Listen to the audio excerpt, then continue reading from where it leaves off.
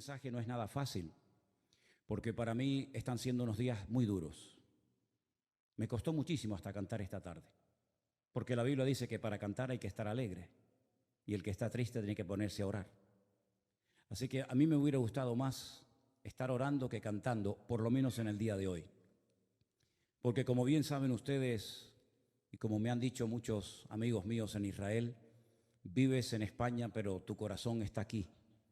Yo sé positivamente que nunca más volveré a encontrar al Israel que conocí durante más de 20 años.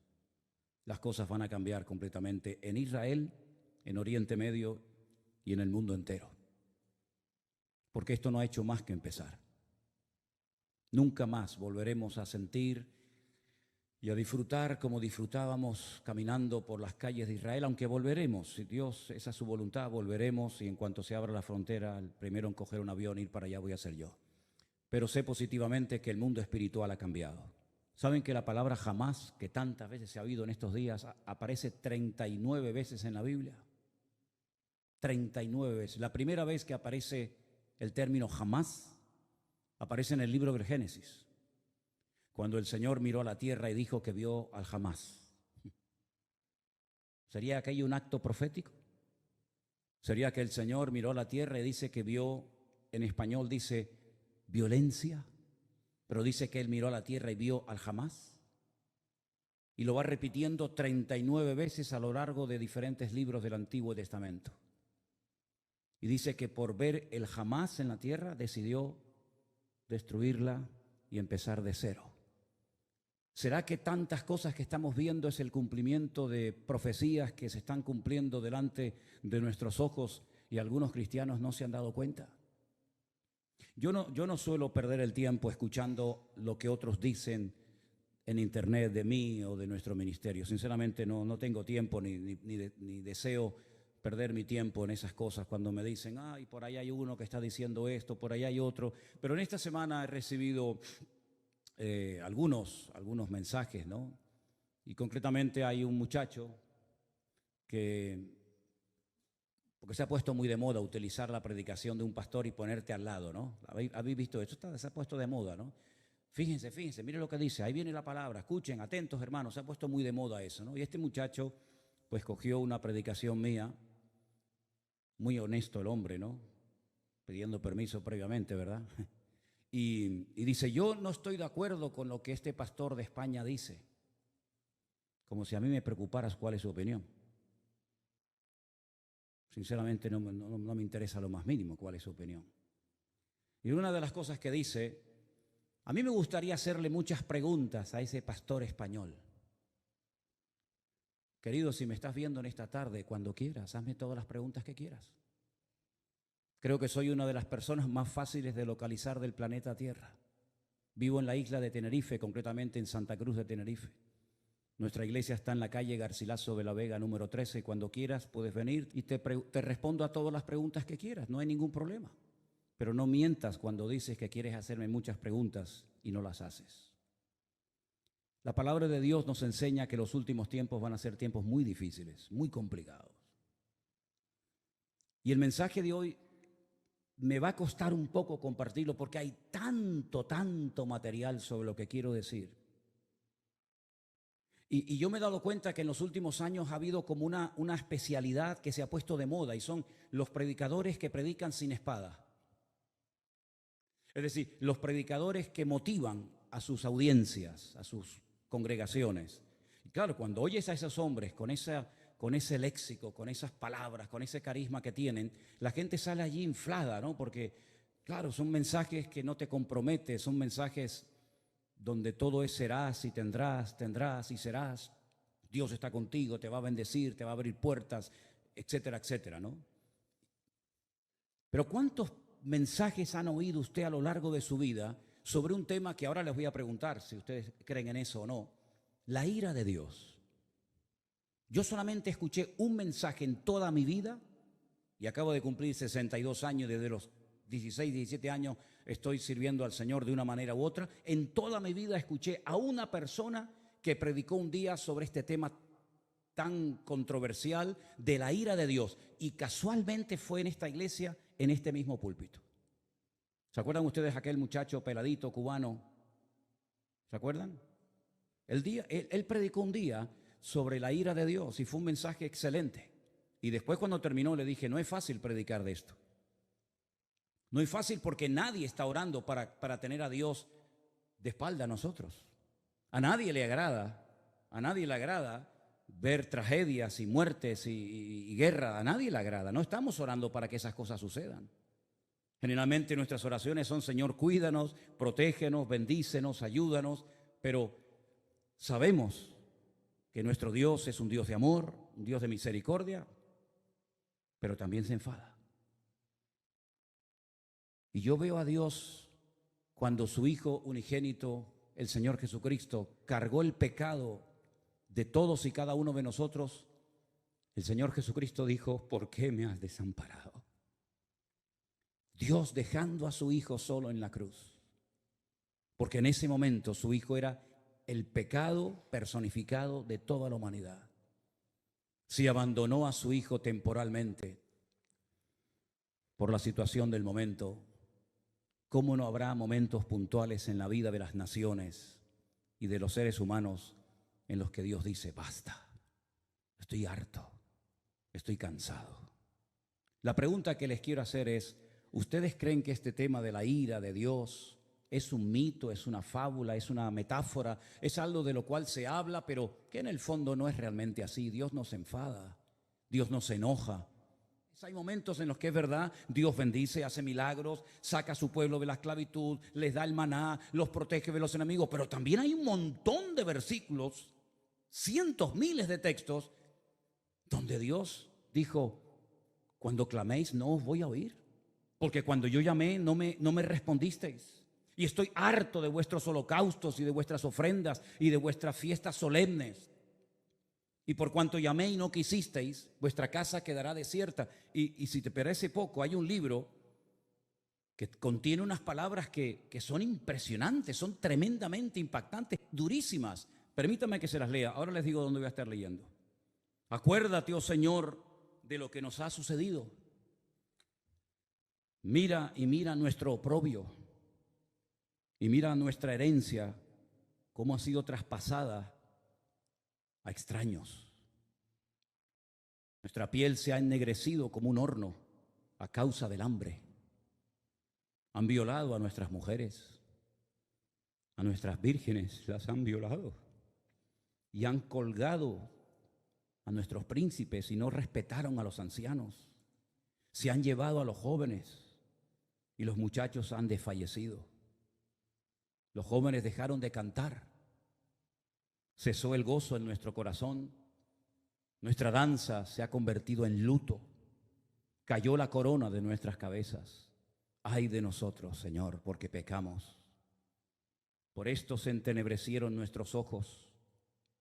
Mas tú, Señor, permaneces para siempre y tu trono de generación en generación. No estoy leyendo un poema, estoy leyendo la Biblia en el capítulo 5 del libro de Lamentaciones. Es tremendo, ¿verdad? Es tremendo cuando Dios dice, basta, hasta aquí hemos llegado, se acabó. Es tremendo cuando Dios le dice a su pueblo, no voy a oír vuestras oraciones, no voy a estar presente en vuestras fiestas solemnes, no voy a oír. El cielo lo haré de bronce y vuestras oraciones no pasarán del techo. Es tremendo, ¿verdad? Cuando Dios ha permitido cosas tremendas en la historia que han afectado a millones de personas, como por ejemplo el diluvio. ¿Cuántas miles de personas habrán muerto en el diluvio, hermanos? Bueno, nadie lo puede saber con exactitud, pero yo creo que murieron miles de personas en el diluvio. Algunos dirán, bueno, millones. Bueno, está bien, millones. ¿Y quién mandó el diluvio, hermanos? ¿Quién mandó el diluvio? ¿Quién le dijo a Noé, prepárate porque yo voy a mandar un diluvio a la tierra? ¿Quién fue el que destruyó las ciudades de Sodoma y de Gomorra?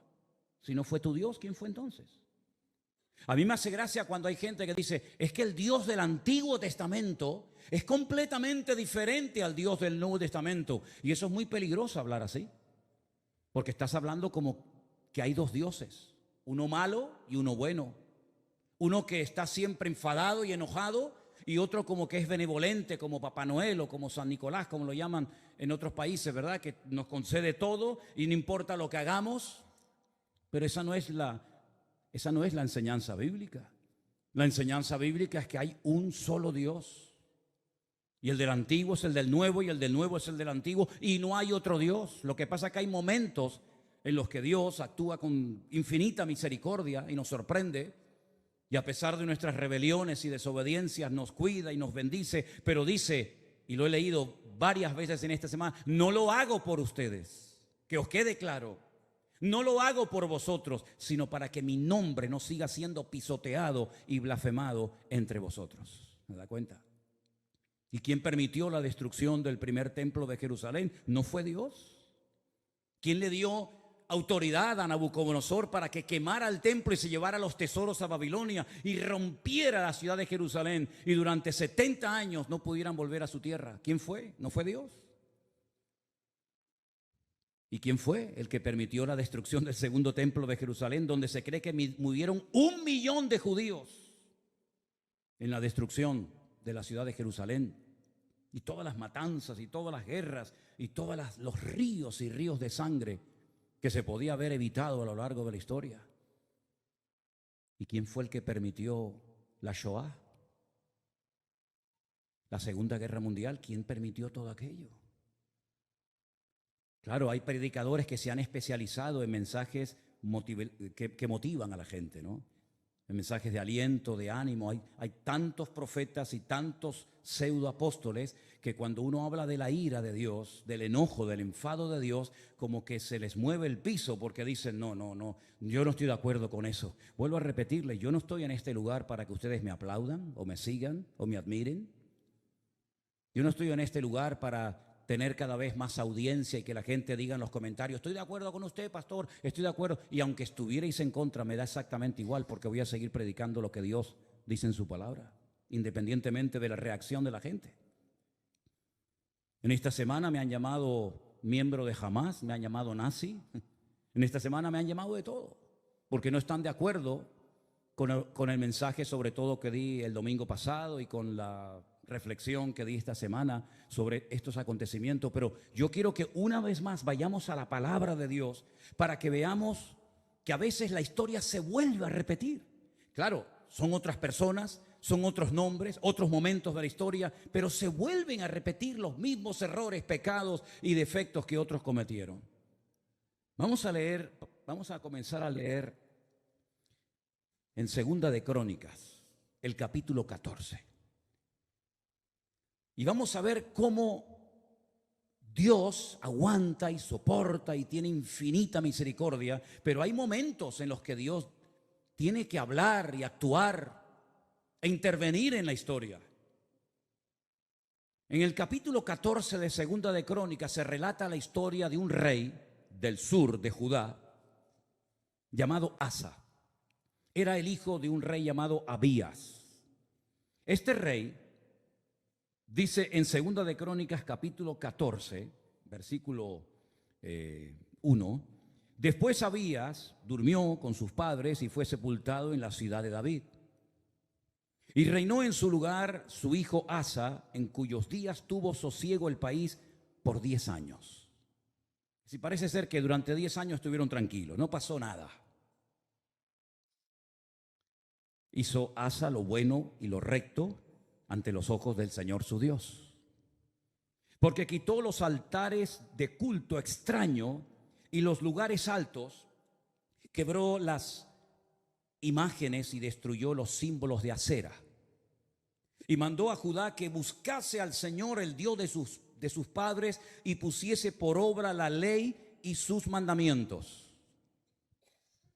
Quitó asimismo de todas las ciudades de Judá los lugares altos y las imágenes, y estuvo el reino en paz bajo su reinado.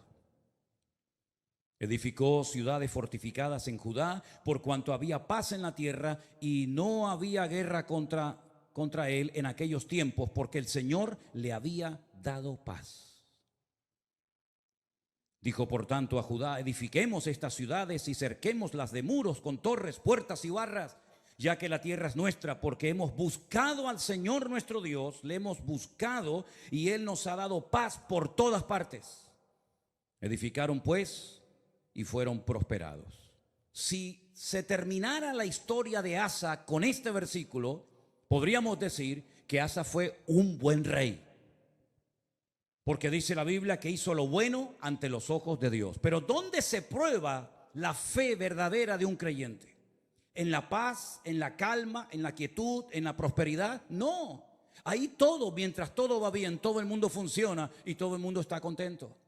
Dice que él era bueno delante de Dios y comenzó a hacer una serie de reformas y comenzó a fortificar ciudades y comenzó a hacer obras muy interesantes, muy buenas, necesarias también, pero porque había paz, no había guerra en el país.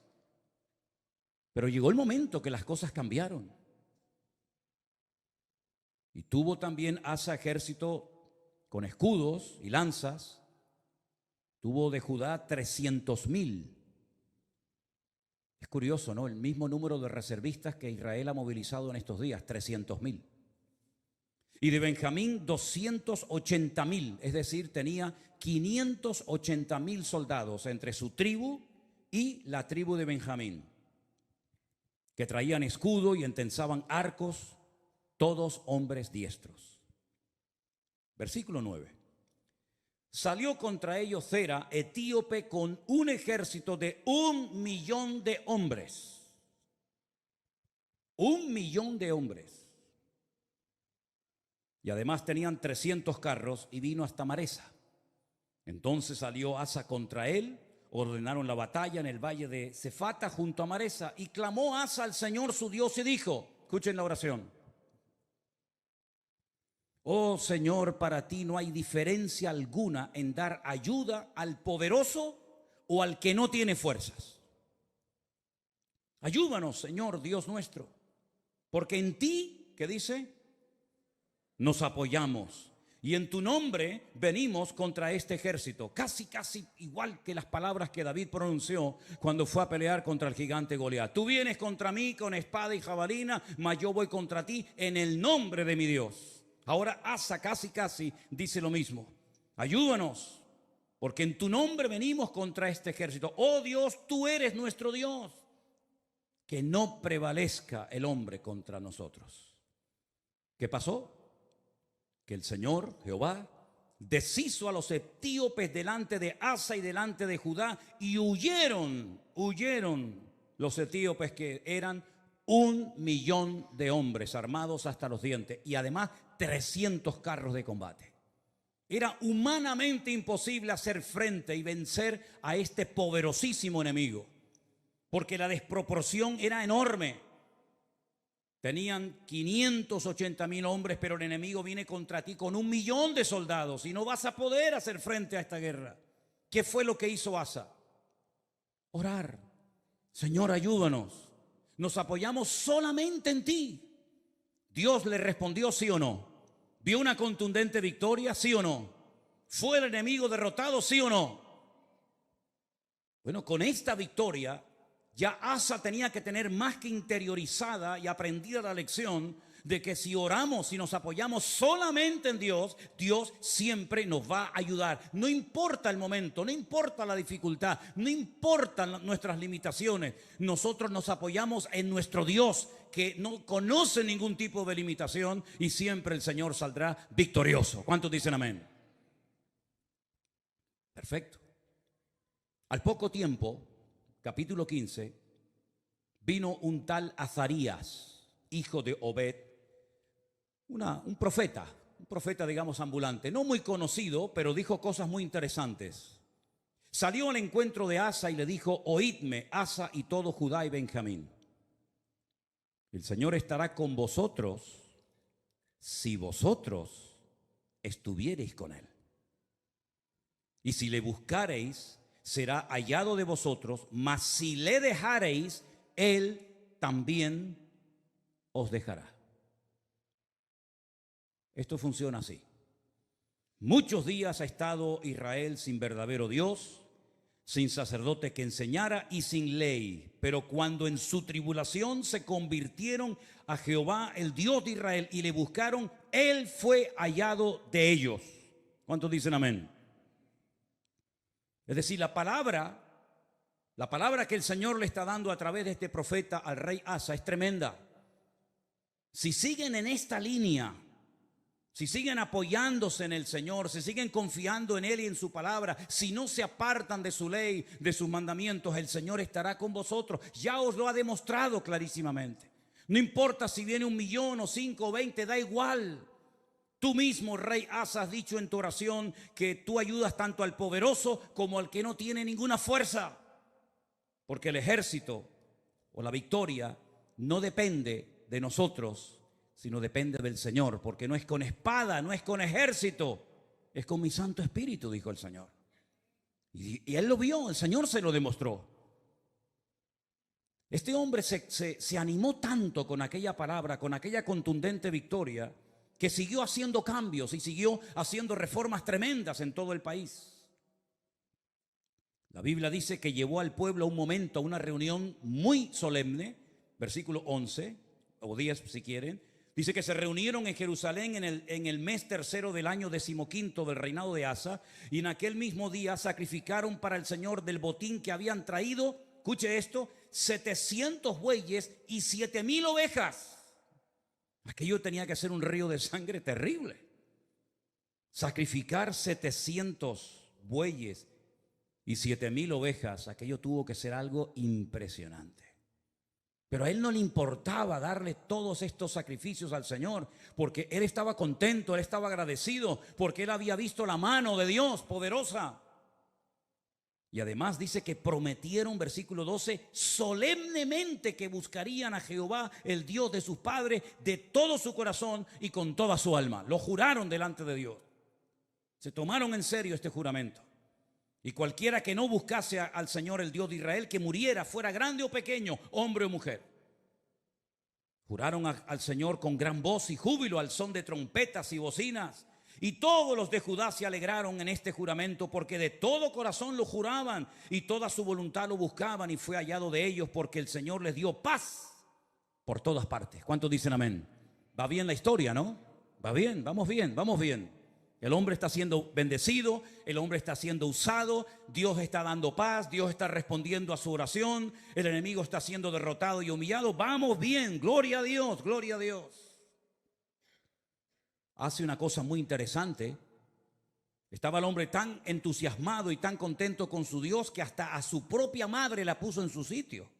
Miren lo que le dice a su madre, o lo que hace con su madre en el verso 16. Aún a Maaca, la madre del rey Asa, cuidado, no era una cualquiera, era su propia madre, la depuso de su dignidad, porque había hecho una imagen de acera. Y Asa destruyó la imagen y la desmenuzó y la quemó junto al torrente del Cedrón. A su propia madre le dijo: no voy a permitir, por muy madre que seas de mí, que tengamos entre nosotros una imagen de esta acera. La destruyó, la desmenuzó y le prendió fuego en el torrente de Cedrón, ese torrente, ese barranco que hay entre el monte Moriah del templo y el monte de los olivos. Le prendió fuego. Y en el versículo 18 dice que trajo a la casa de Dios, al templo, todo lo que su padre había dedicado y lo que él había consagrado. Y dice: plata, oros, utensilios. Llevó un montón de cosas. La generosidad brotó en su corazón. Y dijo: voy a llevar a la casa de Dios, al templo, oro y plata y utensilios de todo tipo. Tremendo. Si terminara, repito, la historia del rey Asa con este capítulo, podríamos marcharnos a casa diciendo: gloria a Dios, por fin nos encontramos un buen rey. Porque lamentablemente no todos fueron buenos, hubieron algunos que fueron terribles, pero este por lo menos fue bueno. Pero es que la historia continúa. La historia nos lleva al capítulo 16, donde dice que en el año 36 de su reinado, tuvo mucho tiempo como rey, subió Baasa, el rey de Israel, el que estaba en el norte. Ya el país se había dividido. Recuerden esto, hermanos. Estaba Judá al sur con la tribu de Benjamín, y las 10 tribus al norte adoptaron el nombre de Israel. Y entonces el rey de Israel, en este caso se llamaba Baasa, va contra él, fortifica la ciudad de Ramá para no dejar salir ni entrar a ninguno ¿Y qué es lo que hace Asa? Se supone que tenía que hacer exactamente lo mismo que ya había hecho y que le había dado tan buenos resultados, ¿sí o no? Orar, clamar al Señor, apoyarse en el Señor y poner en práctica el juramento que habían hecho. Nos apoyaremos en ti, confiaremos en ti. Lamentablemente no hizo eso, no lo hizo. ¿Qué es lo que hace? Sacó Asa la plata y el oro de los tesoros de la casa de Dios. Es decir, ayer los entregué al Señor, hoy los vuelvo a tomar. Ayer los consagro para uso exclusivo del templo y ahora tomo todo eso que no es mío, son parte de los tesoros de la casa de Dios, y lo que hace es que se los envió a un tal Ben-Hadad, rey de Siria, que estaba en Damasco. ¿Y este qué pinta aquí? ¿Quién es este rey de Siria, este tal Ben-Hadad? ¿Qué pinta este hombre en todo esto? Bueno, le dijo: hay alianza entre tú y yo como la hubo entre tu padre y mi padre. He aquí yo te he enviado plata y oro para que vengas y deshagas la alianza que tienes con Baasa, el rey de Israel, a fin de que se retire de mí. Consintió Ben-Hadad con el rey Asa y envió los capitanes de su ejército contra las ciudades de Israel y conquistaron Gijón, Dan, Abel-Maín, las ciudades de aprovisionamiento de Neftalí. Y oyendo esto, Baasa cesó de edificar a Ramá y abandonó su obra. Entonces el rey Asa tomó a todo Judá y se llevaron de Ramá la piedra, la madera con la que Baasa edificaba, y con ella se edificó la ciudad de Jeba y Amispa. Problema solucionado. Ya está. Pero esto no fue agradable ante los ojos de Dios, porque aunque humanamente hablando se salió con la suya, le doy dinero a un rey de Siria, Ben-Hadad, para que me apoye en la guerra, para que se ponga en contra de mi enemigo. Yo le pago, yo le doy una cantidad enorme de dinero, aunque vacíe la casa de Dios, y así me quedo tranquilo. Pero es que resulta que en aquel tiempo a los profetas, y lo dicen otros textos de la Biblia, se les llamaba videntes, porque eran los que veían, los que leían las circunstancias, los que interpretaban el mundo espiritual. Por eso se les llamaba por un tiempo a los profetas videntes, porque veían más allá de lo natural. Porque lo natural, como he dicho muchas veces, es un reflejo de lo espiritual. Y ahora viene este vidente, este profeta, y le dice al rey Asa: por cuanto te has apoyado en el rey de Siria y no te apoyaste en el Señor tu Dios, por eso el ejército del rey de Siria se escapó de tus manos.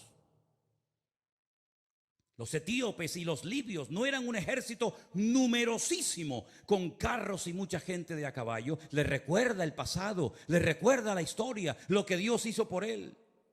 Con todo, porque te apoyaste en Jehová, Él los entregó en tus manos. Porque los ojos del Señor contemplan toda la tierra para mostrar su poder a favor de los que tienen corazón perfecto para con Él.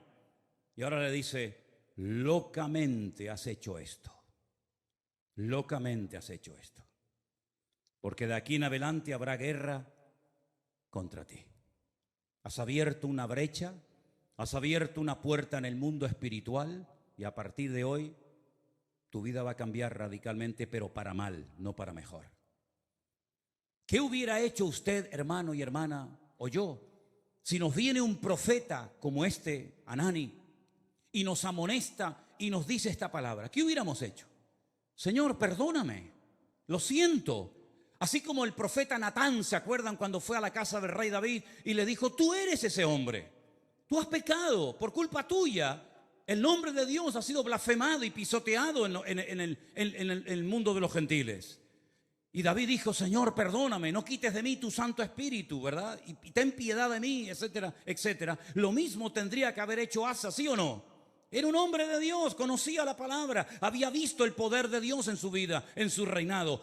Lo lógico hubiera sido decir: perdóname, Señor, lo siento mucho, he dado un mal ejemplo al país, sacando los tesoros de la casa de Dios y dándoselos a un pagano para que me ayude, como si no tuviéramos un Dios más poderoso que el rey de Siria, Ben-Hadad. ¿No te das cuenta, querido hermano, que cada vez que te apoyas en algo o en alguien que no es Dios, el que se lleva la gloria no es Dios, sino el que en la persona en la que te has apoyado? Locamente has actuado. Tú, un hombre de Dios, no tiene que actuar de esta manera. Un pueblo que conoce a su Dios no puede caer en estos errores. ¿Qué dije el domingo pasado? Hay cosas que se hacen en este país, o en el tuyo, o en muchas naciones de la tierra, que no es que estén bien, pero bueno, digamos que no afectan tanto al mundo espiritual. Pero Israel no puede permitirse ser como los demás. Israel no puede imitar a los demás perdiendo su identidad, apoyándose en lo que nunca tenían que haberse apoyado y olvidándose de su Dios. Porque Israel no es un país cualquiera. Israel tiene que ser un punto de referencia para todo el mundo. Tiene que ser una luz entre las naciones, que ese fue el propósito por el cual, o uno de los propósitos por el cual Dios los llamó. Así que has actuado locamente porque tú tenías que haberte apoyado en el Dios Todopoderoso, que te ha demostrado que es un Dios poderoso y que no importa si vienen 1 millón o 20 contra ti, el Señor te va a librar. Y como hemos cantado esta tarde, y espero que no solamente haya sido una canción, sino algo que tenemos claro en nuestra vida: por un camino vendrán y por 7 huirán. Y él sabía ese versículo que hemos cantado en esta tarde. Pero ¿qué pasó? Versículo 10. Se enojó Asa contra el vidente. Se enfadó contra el profeta. Lo mete en la cárcel porque se encolerizó grandemente a causa de esto. No le hizo gracia la palabra del profeta Hanani. No le gustó. Oprimió Asa en aquel tiempo a algunos del pueblo. Mas he aquí, los hechos de Asa, primeros y postreros, están escritos en el libro de los reyes de Judá y de Israel. Ahora escucha bien. En el año 39, pocos años después de su reinado, este rey enfermó gravemente de los pies. Y en su enfermedad, ¿a quién buscó? A los médicos. Como diciendo, ni en mi enfermedad me voy a humillar delante de Dios. No está mal ir a los médicos, ni mucho menos. El Señor dice en su palabra: yo envío sanidad y medicina a mi pueblo. Pero la actitud de Asa es de soberbio, es de arrogante, es decir, estoy enfermo, si clamara al Señor, Dios me podría sanar, pero no lo voy a hacer, porque no quiero saber nada de ese Dios. Y dice que en su enfermedad buscó a los médicos en vez de a Dios. Al final, murió. En el año 41 de su reinado, lo sepultaron en los sepulcros que él había hecho para sí en la ciudad de David. Lo sepultaron en un ataúd y le llenaron de perfumes y de diversas especies aromáticas preparadas por expertos perfumistas, e hicieron un gran fuego en su honor. Perfumes para el muerto. Y ahí se acaba la vida y el reinado de Asa. ¿Qué les parece? ¿Qué les parece? Bueno, esto al fin y al cabo es una historia del pasado, de la cual podemos extraer ciertas y determinadas aplicaciones y lecciones para nuestra vida. Pero ¿saben qué? El hombre no aprende. El hombre no aprende. Sigue cometiendo los mismos errores, los mismos pecados, y en vez de apoyarse solamente en Dios, que los ha librado tantas veces de ser destruidos y tragados por sus enemigos, vuelven a apoyarse en ejércitos extranjeros, en la ayuda de hombres, en vez de apoyarse única y exclusivamente en su Dios. Hemos leído en esta tarde, espero que hayan prestado atención: el Señor es mi luz y mi salvación. No temeré lo que me pueda hacer el hombre. Ellos tienen una palabra que dice: Inta janea la imajane lo girali vi, inta kuna la milhamá bezodani boteach. Aunque un ejército acampe contra mí, no temerá mi corazón. Aunque contra mí se levante en guerra, yo viviré confiado. Eso es lo que dice la palabra. Pero eso no puede ser solamente un texto bíblico. Eso tiene que ser una realidad cada día de nuestra vida. Dejemos por un momento a Israel a un lado. Tú, cuando tienes problemas económicos, y cuando tienes problemas matrimoniales, o cuando tienes problemas de cualquier otra índole, ¿en quién te apoyas? ¿En quién pones tu confianza? A ver si nos va a pasar lo mismo que a Asa. El Señor libró a su pueblo de la esclavitud. Podían haber muerto todos en Egipto. De hecho, estaban lanzando a los niños al río Nilo para que murieran. Podían haber muerto en el cautiverio en Babilonia. De hecho, dice que algunos de ellos los lanzaban a hornos de fuego y a otros los lanzaban a fosos llenos de leones. Podían haber muerto en la Edad Media, cuando la corona española junto con la Inquisición comenzó a matar gente por todas partes de España, incluido también a ellos. Podían haber desaparecido en la Segunda Guerra Mundial, podían haber perecido en cualquier otro momento de la historia, pero Dios siempre, siempre ha tenido misericordia de ese pueblo. Cuando estaban con la soga hasta el cuello, en su angustia invocaban a Dios y Dios les respondía. Y han demostrado a lo largo de la historia que no importa si son poquitos o muchos, la mano del Señor siempre ha estado con ellos. En 1967, 5 naciones tremendamente poderosas con un odio tremendo contra ellos. Porque no solamente sus enemigos se conforman con echarlos al mar, como decían los jordanos en su momento, con echarlos al agua, sino con arrasarlos, que no haya ni un solo judío en toda la faz de la tierra, nunca más. Ya lo intentaron los griegos, lo intentaron los romanos, ya lo intentó mucha gente. Y en aquellos días, una semana de guerra para vencer a 5 naciones, a 5 potencias militares en 7 días. Y al 7º reposaron. Fue más que suficiente para demostrarle al mundo que el Dios de Israel es el Dios todopoderoso. Porque ahora no hacen lo mismo. Porque no claman a Dios. Uno tiene que tener una lectura diferente a lo que dicen los medios de comunicación, la prensa, la radio, la televisión, porque si no caemos en el mismo error de los demás. Hablamos como los demás, opinamos como los demás. ¿Qué es lo que está pasando allí ahora mismo? ¿Qué es lo que está sucediendo espiritualmente hablando? Que de eso no te va a hablar nadie. Te va a decir que se quedaron dormidos, te va a decir que se despistaron, te va a decir que estaban de relajo, de fiesta, te van a decir 20.000 cosas, que falló el Moshá, que falló el Chimbet, que falló todo. Pero ¿quién va a dar una lectura espiritual de toda esta cuestión? Nuestra fuente de información no es Internet. Nuestra fuente de información no son los periodistas. Nuestra fuente de información es la Biblia, es la palabra de Dios. ¿Cuántos dicen amén? Vamos a ir a la Biblia a ver qué es lo que nos dice, porque hemos visto que cuando una persona se apoya en Dios, no importa si viene 1.000.000 de soldados contra ti, tú lo puedes vencer. No importa si es un gigante enorme, profesional de la guerra, se le puede vencer. No importa si la ciudad tiene doble muralla, se le puede derrotar. Pero también la palabra de Dios nos habla muy claramente que a veces hay ciertas y determinadas circunstancias que frenan la bendición de Dios. En Isaías, capítulo 24, miren qué texto tan impresionante. Isaías capítulo 24, verso del 1 en adelante. Si quieren, así lo leemos. He aquí que el Señor vacía la tierra y la desnuda, y trastorna su faz y hace esparcir a sus moradores. Sucederá así como al pueblo, también al sacerdote, como al siervo, así a su amo, como a la criada, a su ama, como al que compra, al que vende. Se está acoplando el monitor, hermano. Tienes que bajar el monitor.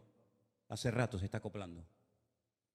Al que presta, al que toma prestado, como al que da logro, así al que lo recibe. La tierra será enteramente vaciada y completamente saqueada, porque el Señor ha pronunciado esta palabra. Se destruyó, cayó la tierra, enfermó, cayó el mundo, enfermaron los altos pueblos de la tierra. Escucha bien el versículo 5. Ahí está la respuesta. Sube. La tierra se contaminó bajo sus moradores. No estamos hablando de Japón, no estamos hablando de Latinoamérica. Es el profeta Isaías hablándole al pueblo de Dios, hablando de su pueblo, de su tierra, y les dice: la tierra se ha contaminado debajo de vuestros pies. ¿En qué se basa el profeta para hacer semejante declaración? Ustedes han traspasado las leyes. Número 2, han falseado el derecho y han quebrantado el pacto sempiterno. Quédense con esas 3 cosas.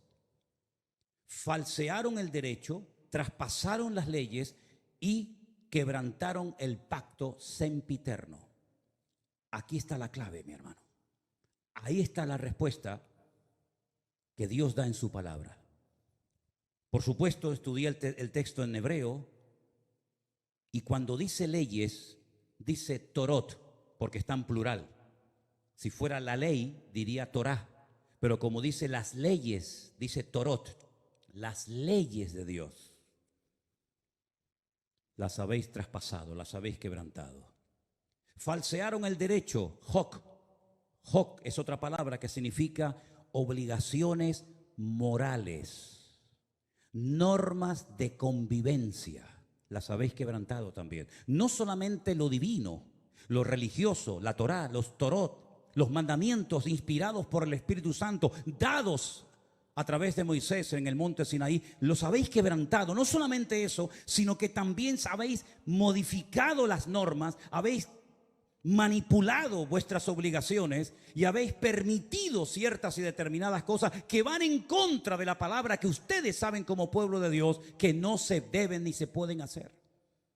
Y además de todo eso, lo que ha sucedido es que el pacto sempiterno, fíjate qué palabra tan interesante. Una cosa es eterno, otra cosa es sempiterno. Parece lo mismo, pero no es igual. Nuestro Dios no es sempiterno, nuestro Dios es eterno, porque no tiene principio ni tiene fin. Pero el pacto que Dios hizo con el pueblo de Israel tiene principio y no tiene fin. Por eso se llama un pacto sempieterno. No es un sinónimo, sino es una connotación diferente. Dice el Brit Olam. El Brit Olam en hebreo se ha traducido muy bien en esta ocasión por un pacto que tuvo un principio. ¿Dónde tuvo el pacto ese principio? Vamos a verlo ahora. Para posicionarnos y ver a qué se refiere la palabra de Dios cuando dice que llegaría un momento en la historia en el que el pueblo de Israel quebrantaría los Torot, la ley de Dios, los Hoc, las normas de convivencia, las obligaciones de un país y además el pacto sempiterno. Ese pacto del cual está haciendo referencia a Isaías se menciona en el primer libro de la Biblia, el libro del Génesis. Cuando el Señor le dice a Abraham, tenemos que remontarnos a los tiempos de Abraham, espero que no se estén perdiendo, porque para mí es tremendamente interesante que ustedes entiendan esta porción y este mensaje hoy.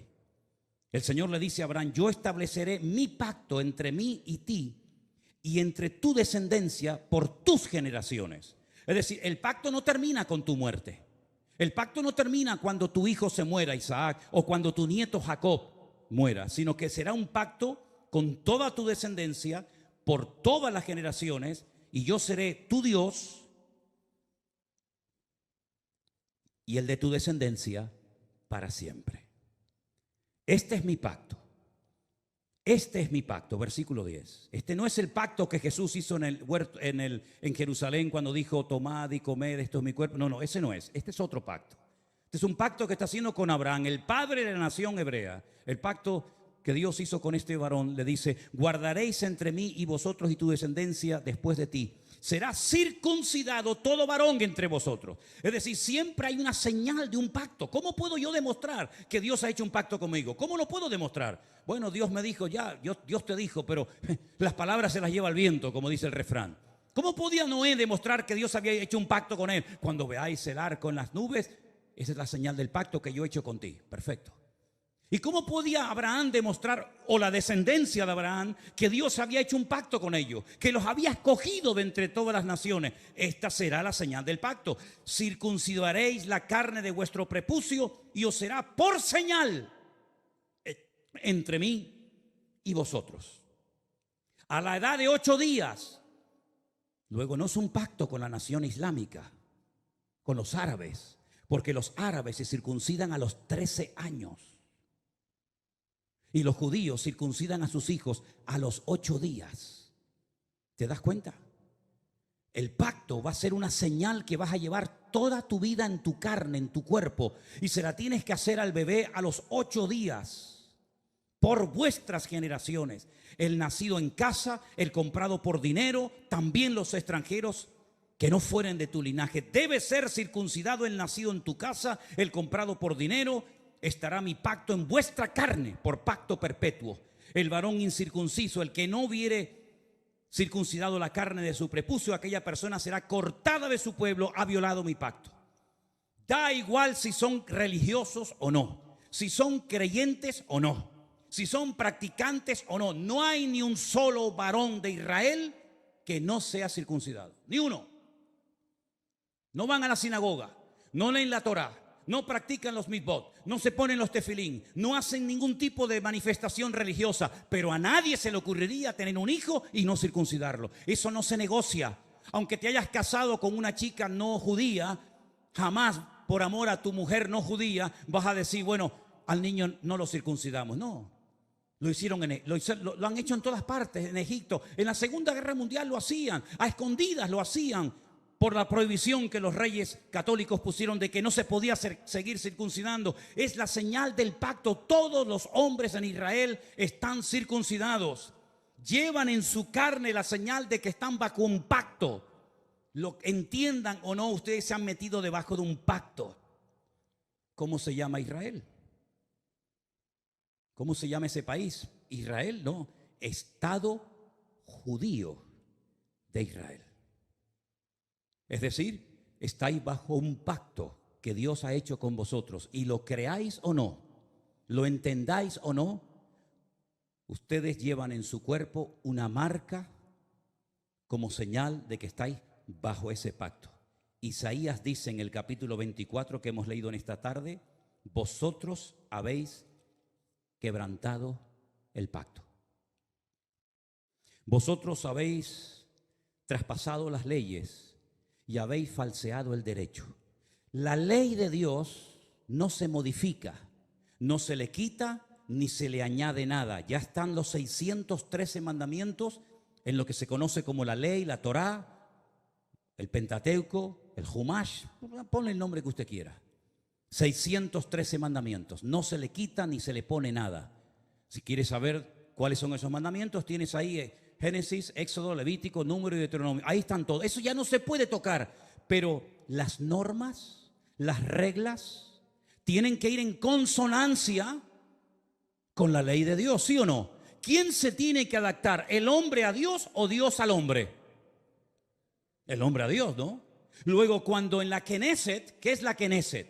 La Knesset es el parlamento israelí, donde están todos los partidos políticos, los de derecha, los de izquierda, los árabes, todos están allí. En la Knesset se aprueban leyes y esas leyes tienen que ir en consonancia con la palabra de Dios, porque ustedes están bajo un pacto y lo saben porque llevan la señal de ese pacto en vuestra propia carne. ¿Me siguen o no? ¿Ok? Vamos a conocer al presidente del parlamento israelí. Se los presento a todos ustedes. Ahí lo tienen. El presidente de la Knesset de Israel se llama Amir Ohana. Presidente de la Knesset. Presidente del parlamento israelí. Judío, circuncidado. Faltaría más. Veamos lo que nos dice la Wikipedia en su vida personal. El señor Amir Ohana y su pareja Alon Haddad formaron una familia homoparental con un hijo y una hija que concibieron a través de la subrogación gestacional de una mujer de Oregón, Estados Unidos.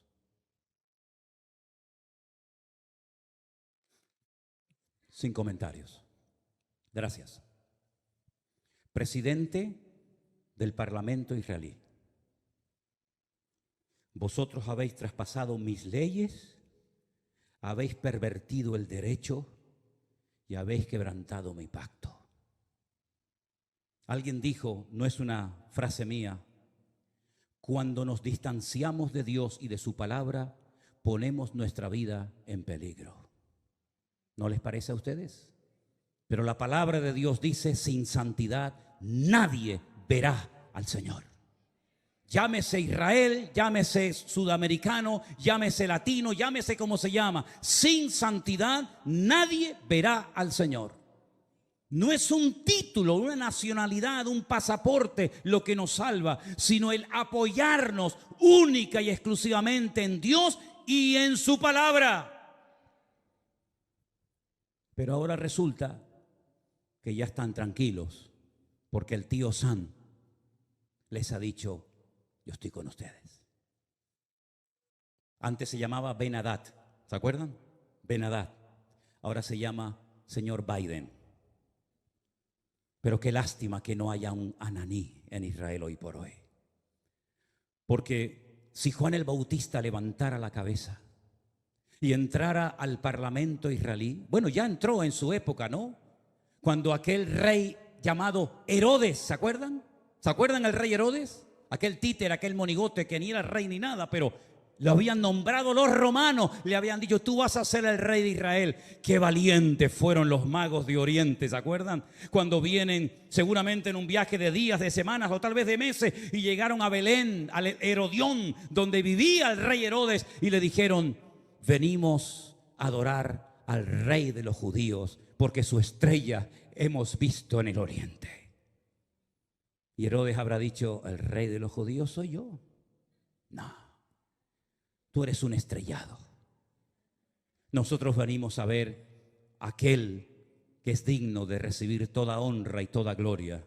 Y dice que cuando llegaron, se postraron y lo adoraron, ofreciendo sus tesoros de oro, incienso y mirra.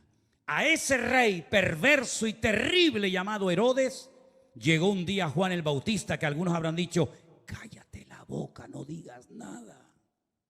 Te la está jugando. Y le dijo, no te es lícito haberle robado la mujer a tu hermano y llevártela a tu cama y acostarte con ella. No te es lícito, adúltero. ¿Qué le costó a Juan el Bautista esa declaración? La cabeza. El rey Herodes quiere hablar contigo. Jesús dijo, decidle a esa zorra. Y me dicen a mí que yo soy duro hablando. Decidle a esa zorra. Y no fue a verlo. Y no fue a verlo. Y cuando aquel soberbio, arrogante romano le dice, ¿no me hablas? Llevo una hora interrogándote, te puedo librar de la mano de tus verdugos y no me contestas. No sabe que tengo autoridad para librarte. Y es entonces cuando el Señor dice, tú no tendrías nada que hacer contra mí si mi Padre no te lo permite. Aquí no se mueve ni una sola hoja de un árbol sin permiso de nuestro Dios. Y no hay nada que ocurra en las naciones de la tierra, y menos en esa tierra santa para Dios, donde Él es el dueño de la tierra, que no lo permita el Señor. ¿Se dan cuenta cómo tenemos que clamar por misericordia más que nunca, mis queridos hermanos? Con semejantes personajes, con semejante panorama, que Dios tenga misericordia de nosotros. Miren esta fotografía. Miren esta fotografía. Estamos en la ciudad de Tel Aviv. Un montón de gente. Sería muy bueno que la ampliaras. Sí, yo sé que se va a perder mucho de lo que dice, pero ahí hay una reunión de oración. Fueron a orar. Y judíos, por temor a que en otras naciones no les dejaran en público hacer una reunión de oración, viajaron expresamente en esos días de Yom Kippur a Israel, porque todos los años se hace en una plaza pública en Israel, se hace un acto de oración, de perdón. Y entonces estos judíos, algunos mayores, otros jóvenes, familias enteras, viajaron a Israel para poder participar en público en las calles de la ciudad de Tel Aviv de una reunión de oración. Y mire lo que dice en la parte de abajo. Las personas que se mudaron a Israel sintieron miedo en el único lugar donde no esperaban sentirse amenazados por su judaísmo. ¿Quién impidió esa reunión de oración? ¿Jamás? ¿Hezbollah? Los de la banderita de colores y toda la tropa que les acompaña. Interrumpieron una reunión de oración. ¿A quién molestaban? ¿A quién le podía hacer daño que un montón de gente allí oraran a Dios pidiendo por la nación? ¿Qué problema, qué daño puede hacer eso? En esa plaza, unos días más tarde, en esa misma plaza, ponemos la siguiente fotografía, por favor. La gente se reúne y enciende velas para recordar a las víctimas de Israel. ¿Casualidad? Díganme lo que quieran. Díganme lo que quieran. Pero en esa plaza, una semana atrás, los echaron prácticamente a patadas para que no oraran. por Israel. Y una semana más tarde, en esa misma plaza, tuvieron que ir a poner velas a recordar lamentablemente, en ese acto de salvajismo terrible que hemos visto, a las víctimas que murieron. ¿Qué les parece, hermanos? ¿Qué les parece? Empecé este mensaje haciéndoles una pregunta. ¿Ustedes creen en la ira de Dios? ¿Ustedes creen que Dios se enfada, que podemos hacer lo que nos da la gana y no pasa nada? Sigan jugando con Dios, sigan. Tarde o temprano te darás cuenta que con Dios no se puede jugar. Es mejor decir no soy nada a decir soy judío, soy cristiano, soy evangélico, soy creyente y vivir peor que la gente del mundo. Yo decía hasta hace unos días, ya no lo voy a volver a decir más porque sería un insulto, ¿no? Yo decía que esta gente que entró hizo esas cosas terribles que no tienen ni nombre, y lógicamente no vamos a poner ninguna escena de esas, se portaron como animales, y me equivoqué. Los animales no se comportan así. Alguien dijo recientemente, si los seres humanos todos tuviéramos corazón de perro, no habría guerras en el mundo. Porque dicho sea de paso, la palabra perro en hebreo es kol-lev. Kelev. Kol-lev. Todo corazón. Kol, todo, lev, corazón. El perro se llama en hebreo todo corazón.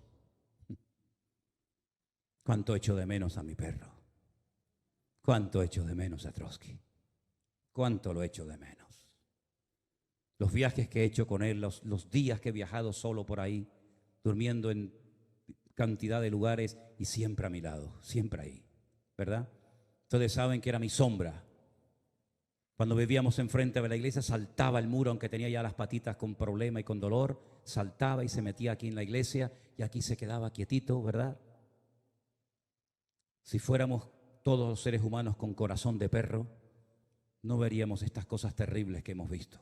150 personas que no se sabe lo que va a ser de ellas, niños, en fin, no quiero ni mencionar la palabra. ¿Qué les parece, hermanos? El único que puede solucionar esto, ¿saben quién es? Dios. ¿Saben quién va a ganar la guerra esta? Dios es el que la va a ganar. Y si todo esto lleva al hombre a ponerse de rodillas y a pedir perdón, pues gloria a Dios. Porque lean ustedes esta semana Sofonías, lean ustedes Joel, lean ustedes Miqueas, lean ustedes el libro de Jeremías, lean ustedes, hermano, el libro de Lamentaciones, y os vais a dar cuenta cuántas muertes, cuántas guerras se podían haber evitado si el pueblo hubiera puesto su apoyo y su confianza solamente en Dios. Y no he mencionado lo peor. Lo voy a mencionar así de pasadas, pero no nos olvidemos que un papa pidió perdón, ya tarde, pero bueno, por lo menos pidió perdón por la Inquisición. Un rey español pidió perdón por haber expulsado al pueblo de Israel de España, robándoles todas sus posesiones y mandándolos con lo opuesto. Alemania pidió perdón hace años por lo que había hecho, y mira qué país tan bendecido y tan próspero es Alemania, ¿eh? Pero el pueblo de Israel, que yo sepa, pueblo que amo, y si pudiera ir allí ahora mismo iría, nunca pidió perdón por haber matado a mi amado Señor San Jesucristo. Nunca lo hizo. Es más, su nombre es blasfemado cada día. Entonces, queridos hermanos, ¿tiene o no tiene Dios misericordia de nosotros y de su pueblo Israel? Por lo tanto, mis queridos hermanos, o espabilamos y doblamos nuestras cabezas, o los próximos seremos nosotros. ¿Se acuerdan lo que me dijo aquel rabino en aquel muro aquel día? Ahora es Ucrania, pasado mañana será Israel, después seréis vosotros. ¿A dónde van a ir esos miles y miles de refugiados? Jordania no ha abierto sus fronteras diciéndole, vengan, vengan, tenemos un país enorme, grandísimo, de miles y miles de kilómetros. Vengan aquí. Al fin y al cabo, los palestinos, ¿de dónde eran? Eran jordanos. Los viejos que viven en Israel, ¿qué pañuelos se ponen en la cabeza? ¿Con qué se ponen en la cabeza? ¿De qué color es? ¿De qué color es? ¿Blanco y negro? No. Blanco y rojo. El pañuelo de Jordania. Miren la bandera de Jordania, miren la bandera palestina. Son iguales, simplemente que han puesto ahí una estrella. Pero Jordania no ha dicho, vengan para acá, les recibimos. Arabia Saudita no los ha invitado a venir. Los iraníes, que tanto los aman y los apoyan. Qatar, país rico, no ha invitado a ninguno de ellos. Todos los quieren, pero lejos. ¿A dónde van a venir todas esas personas? ¿A dónde vinieron los sirios cuando fue la guerra en Siria? ¿A dónde fueron los libios? ¿A dónde van a ir? A Europa. Aquí tienen pagas, aquí tienen comida, aquí tienen todo lo que sus hermanos árabes jamás les van a dar. Así es que he dicho muchas veces, lo mejor está por venir. Pero bíblicamente, para ciertos sectores de la tierra, lo peor está por venir.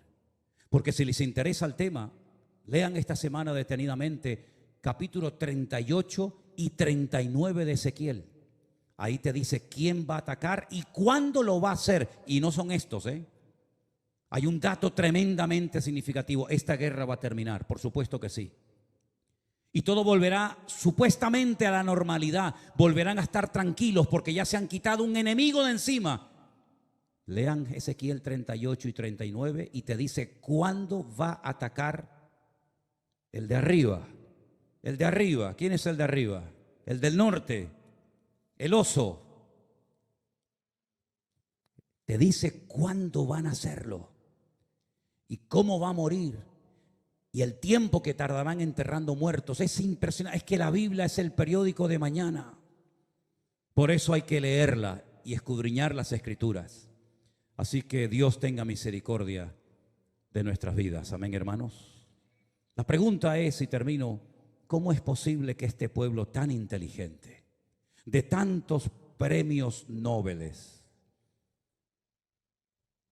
no se dé cuenta de todo lo que está sucediendo?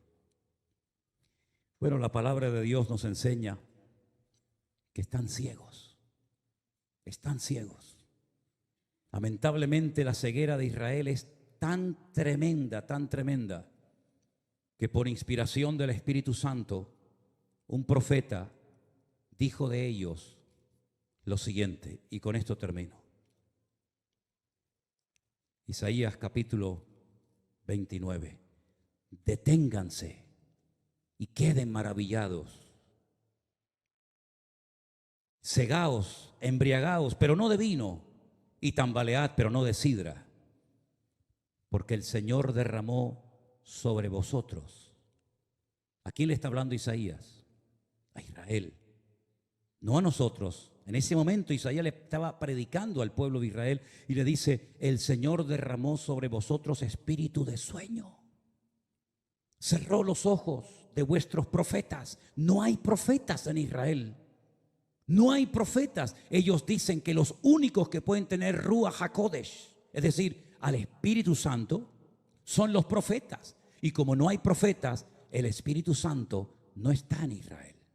Lo dicen ellos. Dice, cerró los ojos de vuestros profetas y puso velos sobre las cabezas de vuestros videntes. No dice Pablo que tienen un velo, que cuando leen no entienden porque tienen un velo y hasta que no se conviertan a Cristo, el velo no les será quitado. ¿No dice eso la Biblia? Toda visión os será como palabra de libro sellado, el cual si dijeren al que sabe leer y le dijeren, lee ahora esto, él dirá, no puedo porque está sellado. Y si le dijere, si se le diere el libro al que no sabe leer, diciéndole, lee ahora esto, dice, no sé leer. Dice el Señor, escuchen bien esto. Esto es una sentencia tremenda. Este pueblo se acerca a mí con su boca y con sus labios me honra, pero su corazón está lejos de mí. No te enfades conmigo, querido. Pelea con Isaías. Yo no escribí esto. Con su boca me honran, con sus labios, pero su corazón está lejos de mí, porque su temor de mí no es más que un mandamiento de hombres que les ha sido enseñado. Por tanto, he aquí que nuevamente excitaré yo la admiración de este pueblo con un prodigio grande y espantoso. Perecerá la sabiduría de sus sabios, se desvanecerá la inteligencia de sus entendidos.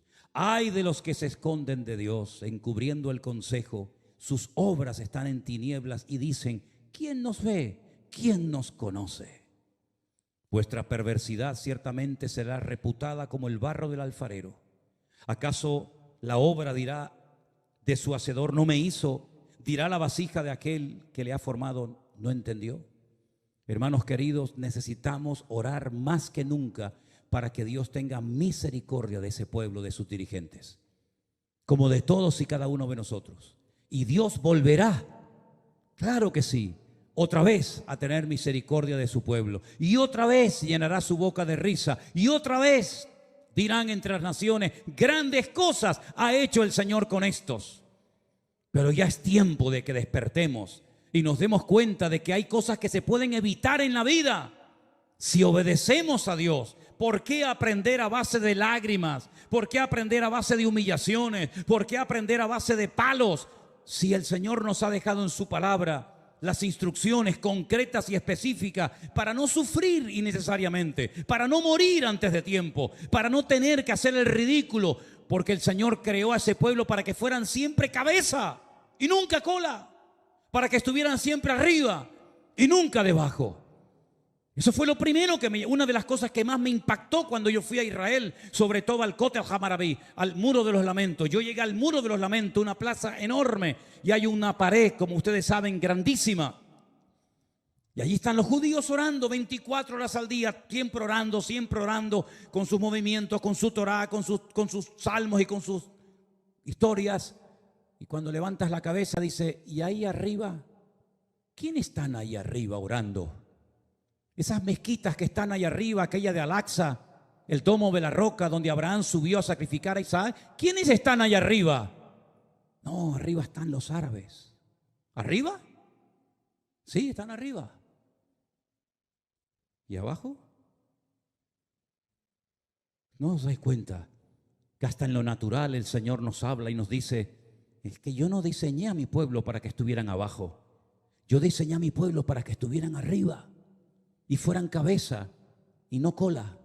Pero eso no sucede por tener un pasaporte azul con la menorá y decir: soy del Estado de Israel. Eso sucede cuando circuncidas tu corazón y te conviertes de corazón al Señor que te amó eternamente y te lleva esculpida en las palmas de sus manos. Cerramos nuestros ojos en esta noche. Mediten en esto, reflexionen en estas palabras. También a nosotros el Señor nos llama al arrepentimiento, a una conversión genuina. Claro que sí, no estamos exentos. Si esto se hace con las ramas naturales, ¿qué no se hará con las ramas que hemos sido injertados en el olivo verdadero? Por lo tanto, mis queridos hermanos, aprendamos la lección. Dios viene a buscar un pueblo sin mancha y sin arrugas. Que Dios se apiade de nuestras vidas. Repasemos todas estas lecturas, estos textos bíblicos. Y por encima de todo esto está nuestro amor al pueblo de Dios, el remanente verdadero que habita en Israel. Nuestros hermanos en Cristo que alaban y honran al Señor como nosotros. Los que se guardan del pecado, de las contaminaciones de la carne, los que van contracorriente, aunque sean criticados, aunque sean perseguidos, aunque sean objeto de burla, pero allí están. No han doblado sus rodillas, como le dice el Señor al profeta Elías. Hay 7,000 varones que no han doblado sus rodillas ante Baal. Y en Israel hay muchos hermanos, pastores, congregaciones, siervos de Dios, que no han doblado sus rodillas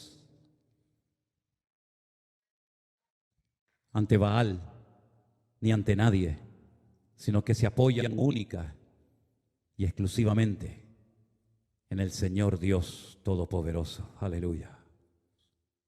Recibe nuestras vidas en esta tarde como olor fragante, como ofrenda derramada delante de tu altar, oh Dios. Aleluya. Ponemos de pie. Si tú dispusieres tu corazón y extendieres a Él tus manos, levantarás tu rostro limpio de mancha,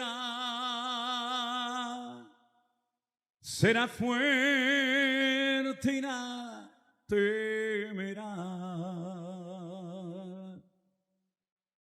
Te acostarás y no habrá quien te espante. Aleluya. Y muchos suplicarán tu favor. Te acostarás y no habrá quien te espante. Y muchos suplicarán tu favor. Dilo conmigo. Si tú dispusieres tu corazón y extendieres a Él tus manos, levantarás tu rostro limpio de mancha, será fuerte y nada temerá. ¡Aleluya! Te acostarás y no habrá quien te espante. Y muchos suplicarán tu favor. Te acostarás y no habrá quien te espante. Y muchos suplicarán tu favor. Tendrás confianza, porque hay esperanza. Aleluya. Mirarás alrededor y dormirás seguro. Y aunque oscureciere, como la mañana será, la vida será más clara que el mediodía.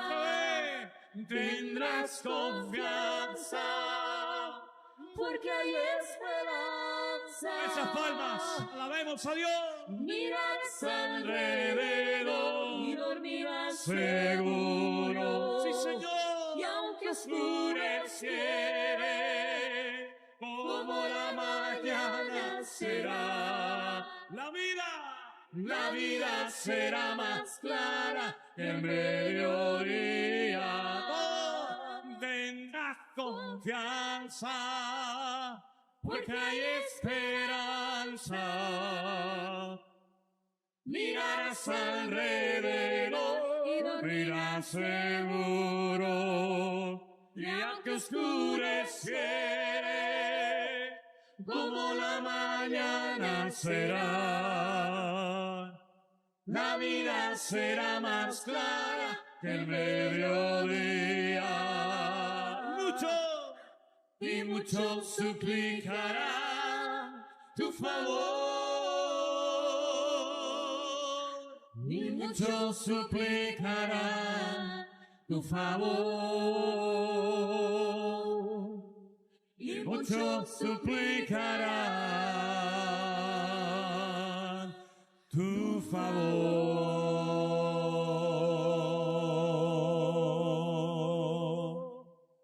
Aleluya. Oh, gracias, Jesús. Gracias, Señor Jesús. La vida de Asa terminó siendo como cualquier otro ser humano, enterrado. Y dice la Biblia que su ataúd la llenaron de especies aromáticas y de perfumes para el muerto. Una mujer hace 2000 años cogió su vaso de alabastro, de perfume, de nardo puro, y lo derramó no sobre un muerto, lo derramó sobre los pies del Señor Jesús. Y el Señor Jesucristo dijo: en todas las naciones de la tierra se hablará, se contará lo que ella ha hecho, porque para el día de mi sepultura lo ha profetizado en esta ocasión. No inviertas tus tesoros y tus mejores perfumes en muertos. Deja que los muertos entierren a sus muertos, dijo el Señor. Y ven tú detrás de mí y predica mi palabra. Que en esta semana no te apoyes en muertos, porque cada vez que te apoyas en algo o en alguien que no es Dios, estás actuando igual que Asa, igual. No te llamas Asa, te llamas como te llames, pero cada vez que te apoyas en algo fuera de Dios, el Señor nos susurra al oído y nos dice: locamente has actuado. ¿No me tienes a mí en tu corazón? ¿No me tienes a mí en tu vida? ¿No te he demostrado que estoy contigo, que te he salvado de la muerte tantas veces y que estás en pie gracias a mi misericordia? Desarrollemos la costumbre de apoyarnos solamente en Dios. Cada vez que la gente nos escribe y nos dice: pastor, ayúdeme, yo digo: mire, hermana, apóyese en Dios. Busque a Dios de todo corazón. Busque al Señor en medio de su dolor, de su enfermedad, de su crisis matrimonial, de su angustia, y el Señor le bendecirá y le sorprenderá grandemente. Y eso es lo que tenemos que hacer los cristianos. No apoyarnos en el hombre, apoyarnos únicamente en el que vive por los siglos de los siglos, amén, en el Señor nuestro Dios. Fuerte ese aplauso a Él. Aleluya, aleluya, amén.